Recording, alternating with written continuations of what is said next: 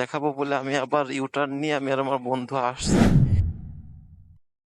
Hey everyone, আসসালামু আলাইকুম, welcome to another official video and সকলকে জানাচ্ছি ঈদের শুভেচ্ছা, ঈদ মোবারক। আর আশা করি সবার ঈদ প্রস্তুতি অনেক ভালো কাটছে এন্ড ঈদটাও অনেক ভালো কাটতেছে।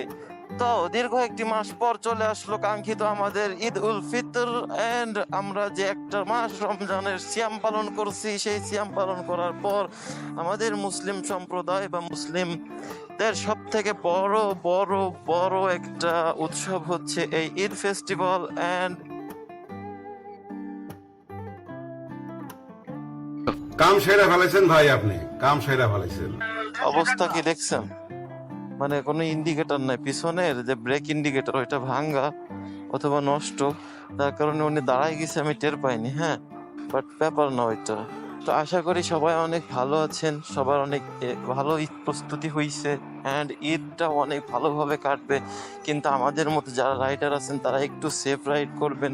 ঈদে অনেক অনেক জায়গায় ঘুরতে যাবেন বাইকার ভাইয়েরা, আমরা জানি অনেক অনেক ট্যুর দিবেন অ্যান্ড অনেক অনেক প্ল্যানিংও রাখছেন আপনারা। একটু ঈদের সময় একটু সাবধানে চালাবেন, সেফটি গিয়ার্স মেনটেন করে চালাবেন, কারণ ঈদের সময় অনেক অনেক ছাপড়ি রাইডার দেখা যাবে।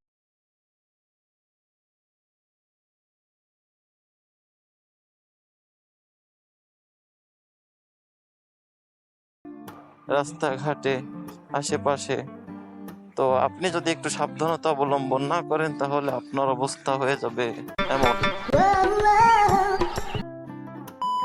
আমরা আজকে একটু আসলাম ঘুরতে, তো কোথায় যাচ্ছি দুইজনে জানি না, কিন্তু কি করছি জানেন? আমরা আমরা করছি কি, আমরা যখন আমাদের বাইকের পেপার ছিল না তখন আমরা আসলে এই রাস্তাটা অ্যাভয়েড করে চলতাম, কারণ সামনে ট্রাফিক সার্জেন্ট ওইখানে থাকতো।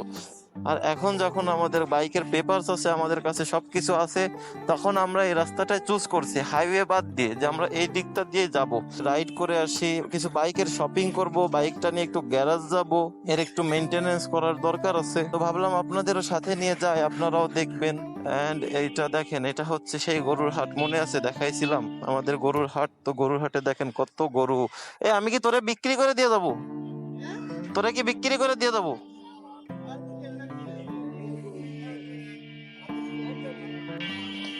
ও তুই তো বলত, মনে নেই জায়গা গরু বিক্রি হয়?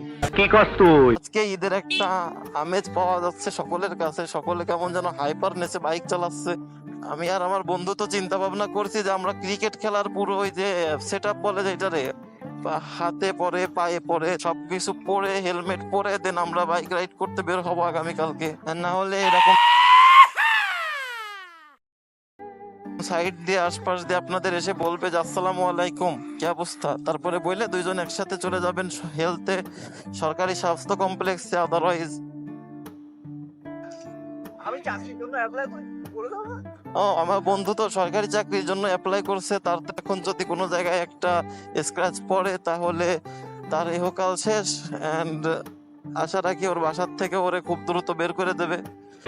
আমি বিশ্বাস করি না। তো যখন বাইক নিয়ে বের হবেন, রাইড করবেন, তখন একটু সাবধানে রাইড করবেন। আর মাস্ট বি আগামীকাল সেফটি গিয়ার ছাড়া একদমই বের হবেন না, কারণ আগামীকাল আপনার চাচাতো, মামাতো, ফুফাতো, খালাতো অনেক ভাই ব্রাদার বের হবে রাস্তায়, যারা হয়তো বা জীবনে একবারও বাইকের থ্রটলটা রেসপন্স করেনি বা থ্রটলটা করে নাই, বাইকের হ্যান্ডেল বারটা ধরে নাই, ধরে দেখেন।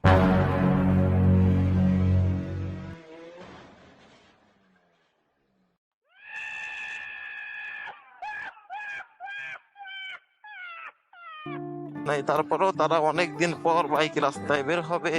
আপনাদের সাথে যেন কোলাকুলি না হয়ে যায় কোনোভাবে, আপনারা সেটা একটু সাবধান থাকবেন। কারণ আজকের দিনে অনেক ভাই ব্রাদার, আমি যখন এই টাইমে ভিডিওটা মেক করতেছি তখন অনেকে হয়তো বা তার বাইকটা সার্ভিসিং করাচ্ছে, বাইকে নতুন নতুন সাজসজ্জা করাচ্ছে, বাইকটা নিয়ে হয়তো বা বিউটি পার্লারে গেছে, কিন্তু এই পার্লার থেকে বের হওয়া বাইক আগামীকালকে অনেকে দুর্ঘটনা ঘটবে। আল্লাহ না করুক দুর্ঘটনার পরিমাণটা কমে যাক, কিন্তু আগামীকালকে যখন দুর্ঘটনা ঘটবে তখন যেন সবাই সেফ থাকতে পারেন। সবাই আল্লাহর কাছে দোয়া করে বের হবেন যাতে আগামীকালকে খুব বেশি একটা ঝামেলায় না পড়তে হয়। আর পারলে আগামীকালকে বের হওয়ারই দরকার নাই, কারণ আগামীকাল ব্রিজ বলেন বা পার্ক বলেন, অনেক জায়গায় অনেক অনেক পাবলিক যাবে যারা হচ্ছে খুবই আনপ্রফেশনাল, ওদের না আছে ড্রাইভিং লাইসেন্স, না আছে হেলমেট, না আছে সেফটি গিয়ার্স, না আছে এক্সপিরিয়েন্স। মানে একদম এক্সপিরিয়েন্স অ্যান্ড ইকুইপমেন্ট জিরো নিয়ে তারা আসলে রাস্তায় আগামীকাল ঈদ উদযাপন করতে বের হবে। আমরা যদি তার ভিতরে পড়ে যাই তাহলে আমাদেরও বিপদ। সেফ ভাবে রাইড করবেন, আপনারাও এরকম সেফ ভাবে রাইড করবেন, একদমই খুবই সেফ। ভয় পালি কিন্তু একদম মনে করেন মরবো। ভয় পালি একদম এই ভয় পাওয়া যাবে না। তো সবাই সেফ রাইড করবেন আগামীকাল, একদমই টানাটানি করবেন না, টানাটানি পছন্দ না আমাদের একদম। আর আপনারাও টানাটানি করবেন না, টানাটানি ইজ নট এ সলিউশন। কেউ আপনার সাইড দিয়ে একটু জোরে থ্রটল করে চলে যাবে, যাইতেই পারে তার ভাই শরীরে অনেক কারেন্ট, সে চলে গেছে, আপনার যাওয়ার তো দরকার নাই, আপনি স্লোলি বা জেন্টাল স্পিডে চলে যাবেন। আর আমরা এখনো জেন্টাল স্পিডে আছি, আর আজকেও ঘুরতে বের হয়েছি, এখন একটু ঘোরাফেরা করতেছি, দেন যাব হচ্ছে না পাড়ায়। আসলে যাওয়ার কথা ছিল যশোরে, কিন্তু ভালো লাগতেছে না। একটু পর যাব আমাদের বাজারে, বাজারে যে বাইকের জন্য একটু হালকা পাতলা শপিং করব, দেন শপিং টপিং করে এসে আমরা হচ্ছে বাইকটাকে নিয়ে একটু সার্ভিসিং সেন্টার যাব। সার্ভিসিং সেন্টার মানে হচ্ছে আমাদের এইখানকার গ্যারেজ যাব, সেইখান থেকে হালকা একটু মেনটেনেন্স করানোর পর আমরা চলে যাব বাসায়। অ্যান্ড আপনারা আপনাদের বাইকের জন্য কি কি শপিং করলেন সেটা অবশ্যই নিচে কমেন্টে জানাবেন। তো আপনাদের সবাইকে জানাচ্ছি ঈদের শুভেচ্ছা এবং ঈদের দাওয়াত। আমার এবং আমার বন্ধুর বাসায় চলে আসবেন ঈদের দাওয়াতে। তো বন্ধুর বাসার অ্যাড্রেস আর আমার বাসার অ্যাড্রেস আমি নিচে দিয়ে দিচ্ছি ডেসক্রিপশনে, আপনারা চেক করে চলে আসবেন। সব ফ্যামিলি নিয়ে ঈদের দাওয়াত থাকলো আপনাদের, হ্যাঁ অবশ্যই আসবেন, অবশ্যই অবশ্যই। আর বন্ধুরে কেউ যদি বিকাশে টাকা পাঠাইতে চান তাহলে ওর বিকাশ নাম্বার আমি দিয়ে দিচ্ছি, এই যে নিচে আপনারা দেখেন। অ্যান্ড আরেকটা কথা, বন্ধুর কিন্তু মন খারাপ একটা কারণে, কিন্তু আমি এটা বলতেছি না আমার বন্ধুর মন কেন খারাপ। হয় না খারাপ, ভালো হয়ে গেছে। বন্ধু স্বীকার করো, গার্লফ্রেন্ড চলে গেছে না টাকা দিয়ে?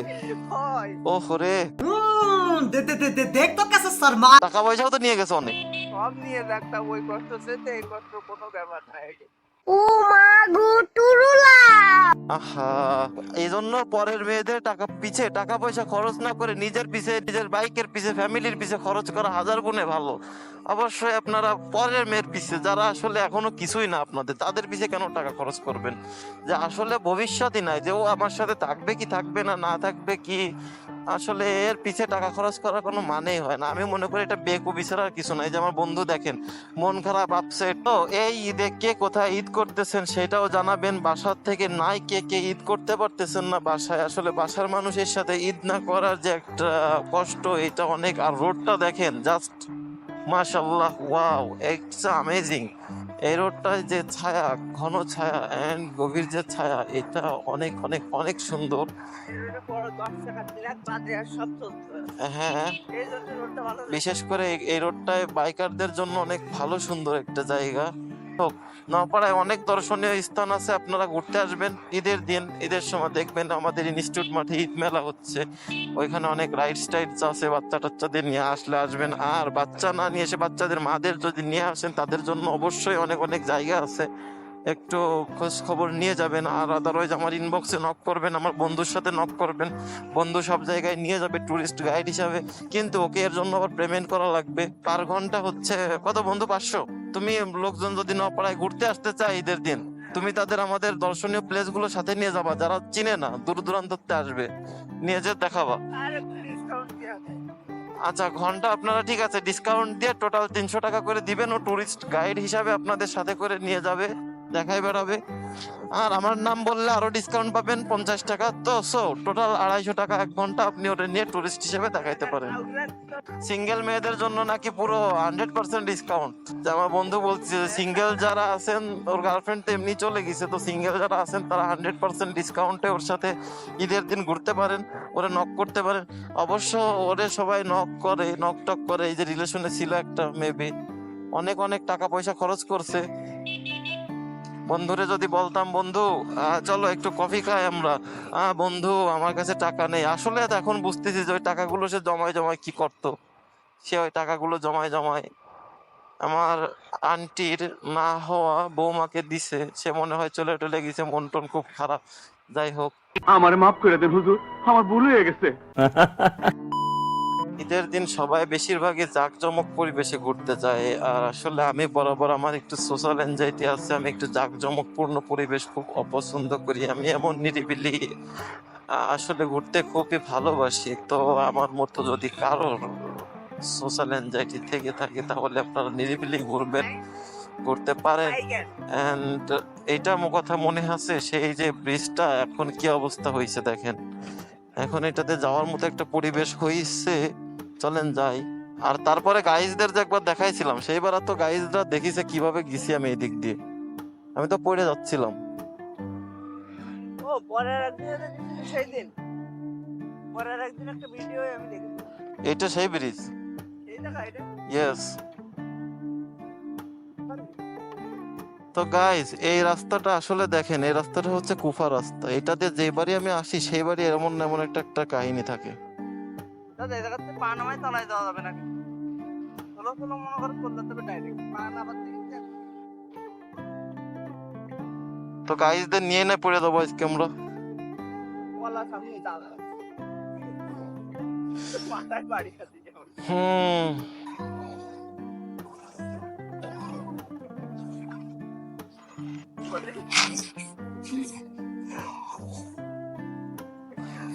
গাইকে তো চোখে ঢালা কিন্তু কিছুর মতন নাই।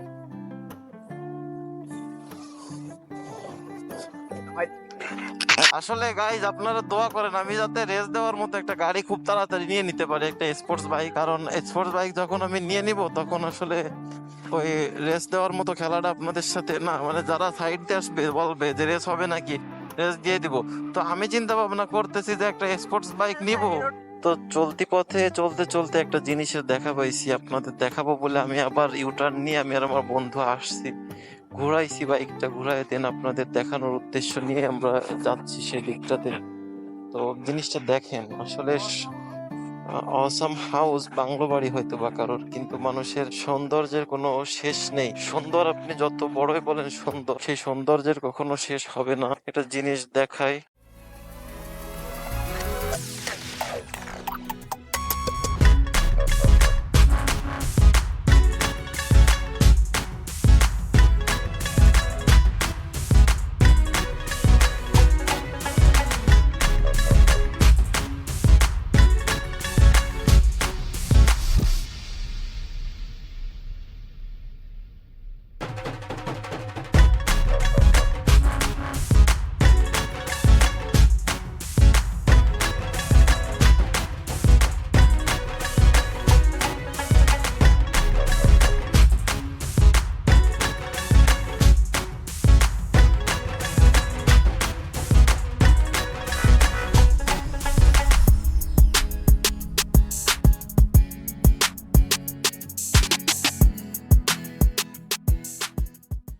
বাড়ি পাশাপাশি অনেক সুন্দর লাগতেছে, এই কারণে আমরা আপনাদের দেখাতে আসলাম। যখন যাচ্ছিলাম এই রাস্তাটা দিয়ে তখন চোখ পড়ছে এই বাসাটার উপরে, আর এটাও একটা এর সাথে সাথে আছে, এর সাথেই থাকে। আসসালামু আলাইকুম, এই যাচ্ছিলাম তো বাসার দুইটা ভালো লাগলো তাই একটু ভিডিও করতে আসলাম। সমস্যা আছে নাকি আন্টি? আচ্ছা থ্যাংক ইউ। তো এইটা একই সাথে, এনারা খুব সম্ভবত ফরেন থাকে। দুইটা দেখেন, আসলে মানুষের সৌন্দর্যের কোনো শেষ নাই, আর প্লেস গুলো অনেক ভালো। আসলে জীবনে এরকম দুটো বাংলো বাড়ি না হলে কোনো কিছুর লাইন আছে। আন্টি চলে যাচ্ছি, ঠিক আছে? তো আমরা এখান দিয়ে চলে যাচ্ছি, আর ওর সাথে কথা ছিল ওরে আমি একটা ছবি তুলে দিব বাসার ভিতরে, এন্ড আমি ওরে বাসার থেকে ঘুরাইও নিয়ে যাচ্ছি। তো আপনারা সবাই থাকবেন ভালো, টাটা, good bye and take care. এটা এনজয় করেন, আপনাদের সুন্দর একটা ভিউ দেখালাম আর আপনারা ভিউটা এনজয় করলেন। আর কখনো বাসা বানাইলে দুই বন্ধু এইভাবে বাসা বানাইতে হবে। সো হ্যাঁ, তো আমি আর আমার বন্ধু ঠিক এইভাবে বাসাটা বানাবো। So don't worry. আর এখন আমরা আসি। সো টাটা, গুড বাই, আল্লাহ হাফেজ।